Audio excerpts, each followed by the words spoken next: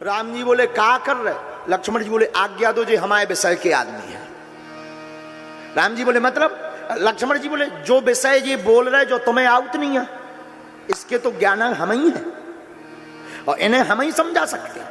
आप तो हमें आज्ञा दो, कुछ देर हम परफॉर्मेंस करके बताते हैं। राम जी बोले नहीं नहीं नहीं नहीं ऐसा मत कर। अरे बोले कैसे? सठे साठम समाचार, आप समझते नहीं हो। ये जिस पढ़ाई लिखाई जो कर रहे हैं इनको तो हम ही समझा सकते हैं। क्यों? लक्ष्मण जी बोले इन्होंने हमको डंडा समझा है, आपको झंडा समझा है। हाँ, तो अब हम रुकेंगे नहीं, इनको तो हम ही समझा सकते हैं। लेकिन याद रखना, लक्ष्मण जी का चरित्र दंड में तो है पर उदंड में नहीं है। याद रखना, लक्ष्मण जी का चरित्र दंड में है, उदंड में नहीं है। उदंडता नहीं लक्ष्मण जी करते हैं। और देखो, लक्ष्मण जी है डंडा, राम जी है उस डंडा के पताका। और पताका तभी फहराएगा जब डंडा होगा, और डंडा खड़ा होगा तभी पताका फहराएगा। तो लक्ष्मण जी मानो कहना चाह रहे जब तक हम नहीं उठेंगे आप कैसे फहराओगे? हमें तो खड़ा होने दो, तभी तो आप फहराओगे। तो पहले हमें खड़ा होने दो। हाँ, पहले हम खड़ा होंगे फिर आप फहरा जाओगे। और अच्छा देखो, डंडा होता है कठोर, जो पताका में डंडा लगा रहा, डंडा होता है कठोर, पताका होता है कोमल। लक्ष्मण जी है कठोर, राम जी है कोमल।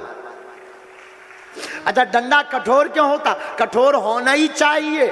पताका की रक्षा तभी हो सकती है जब डंडा कठोर हो, वरना कोई भी लफड़ा करके चला जाएगा। और लक्ष्मण जी ऐसे भी नहीं है। और देखो, बुरा मत मानना, ये जो लक्ष्मण रूपी डंडा है ये किसी का सिर नहीं फोड़ता। हमारे तुम्हारे पास डंडा हो सो खपड़िया फोड़ दई, लेकिन लक्ष्मण जी का डंडा सिर नहीं फोड़ता। लक्ष्मण जी का डंडा तो झुकाना जानता है।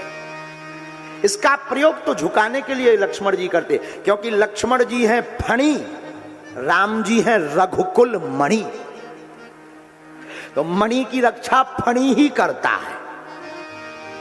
और क्यों लक्ष्मण जी फणी क्यों है? क्योंकि लक्ष्मण जी हैं शेषावतार, राम जी हैं रघुकुल मणि। तो राम रूपी मणि की रक्षा शेषा अवतार लक्ष्मण जी फणी ही कर रहे हैं। तो राम जी बोले, लक्ष्मण जी बोले सरकार अगर आपकी आज्ञा हो तो कछु देर हम परफॉर्मेंस ठोके। तो राम जी बोले जरूरी नहीं है। क्या जरूरी है? राम जी तो सीधे क्या, क्योंकि राम जी युद्ध के पक्ष में नहीं हो, लक्ष्मण जी हमेशा युद्ध के पक्ष में। तो कहा 1 2 3 बस झंझट खत्म, आप आगे। राम जी बोले नहीं नहीं नहीं नहीं नहीं, नहीं जी हम इसके पक्ष में। लक्ष्मण जी बोले आप चिंता तो ना करो, कुछ देर तो दो हमें। हा राम जी देखो बात भी सही है, जो जैसी भाषा में समझो उसको वैसे ही समझाना चाहिए, लेकिन ना समझ को दिक्कत होती है।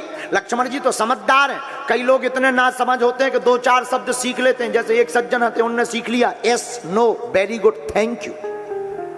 अब बोल तो लेते थे लेकिन उन्हें अर्थ नहीं था पता कि अर्थ क्या है। जो भी मिले गांव के आदमी गांव में ही बोले, कोई पूछे क्यों भाई कहां थे, yes yes yes yes yes yes. और कोई भी बात no no no no no no no, very good thank you. उन्हें अर्थ पता ही नहीं था। और एक बार रेलगाड़ी में गए, एक भाई साहब की अटैची चोरी हो गई। उन भाई साहब ने इनसे पूछा क्यों भाई साहब आपने हमारी अटैची देखी? इन्हें अर्थ तो पता नहीं था। इन्हें सोचा अंग्रेजी बोलने का बढ़िया मौका है, बोले यस।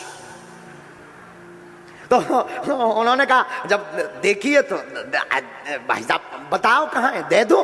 बोले no no no no no no no. दिमाग खराब हो जी। बोले यार तुम बताओ तो, तुमने देखी भी हो पता भी हो, तुम बता भी नहीं रहे। हम 4 चांटा लगाएंगे दिमाग खराब हो जाएगा। बोले वेरी गुड वेरी गुड। उन्हें अर्थ तो पता ही नहीं था कि अर्थ क्या है। तो भाई साहब का दिमाग खराब होना, 4 चांटा जोरदार झड़ दे, 2 ही तरफ हो लाल हो गए, 2 ही तरफ हो लाल हो गए। अब बोले एक और बच्चों से बोले थैंक यू। अब जो और बच्चों जो कहा ले जाए। तो लक्ष्मण जी कहते हैं कि सरकार ये हमारे विषय के आदमी। जनक कहते हैं अब जन को माखे भटमानी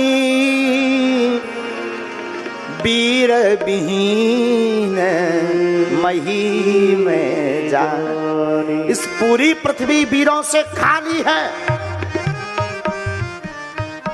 लक्ष्मण जी तनक कर खड़े हो गए, भाएं टेढ़ी कर ली लक्ष्मण जी ने। और लक्ष्मण जी बोले सुनो जनक, कही जनक जस अनुचित बानी, कही जनक जस अनुचित बानी, विद्यमान रघुकुल मनि जानी, विद्यमान रघुकुल मनि जानी। सुनहु भानुकुल पंकज भानु, सुनहु भानुकुल पंकज भानु, कहम स्वभाव न कछु अभिमानु, कहम स्वभाव न कछु अभिमानु। जो तुम्हारा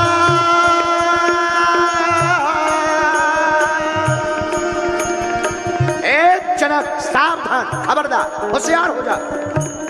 तुमने राम जी के होते हुए कहा कोई वीर नहीं है। राम जी रघुवीर हैं और रघुवंशियों में से एक भी बच्चा बैठा हो तो ये कोई मत कह ले कि ये इस संसार में वीर नहीं है। रघुकुल में से एक बच्चा भी काफी है पूरी दुनिया के लिए।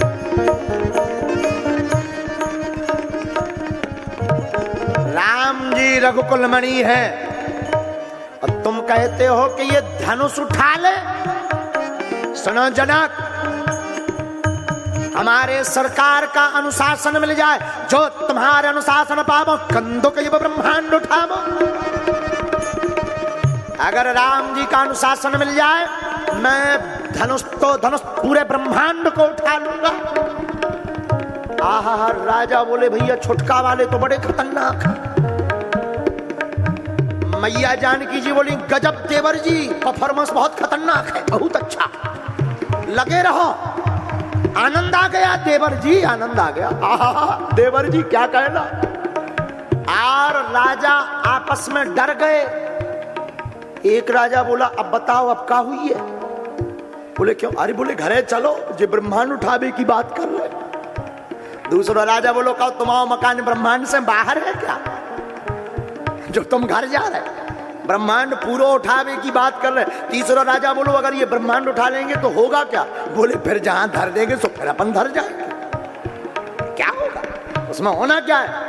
लेकिन लक्ष्मण जी बोले कंदुक एक ब्रह्मांड उठावो। लक्ष्मण जी बोले सुनो राजाओ, हम ब्रह्मांड को धरने वाले नहीं है। बोले फिर काचे घट जिम्मेदारों फोरी, उठा करके मैं मसक करके फोड़ डालूंगा।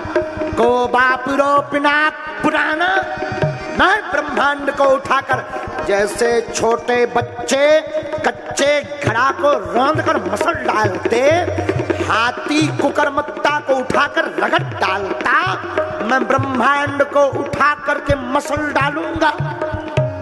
आहा, राजा बोले अब तो मरना तय है। छुटके वाले तो बड़े खतरनाक हैं। एक राजा बोलो जो तो छोटे वाले बोल रहे, बड़े तो बैठे ही है।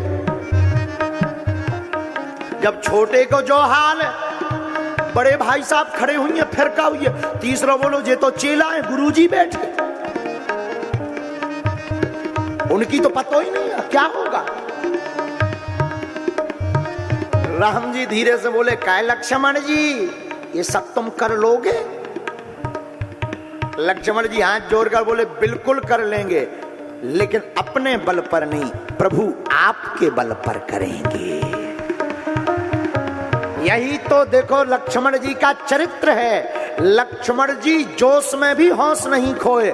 हम लोग जोश में होश खो बैठते हैं कि हम ऐसा कर देंगे ऐसा कर देंगे, लेकिन लक्ष्मण जी कहते हैं जो तुम्हारे अनुशासन पावो और कंदुक ब्रह्मांड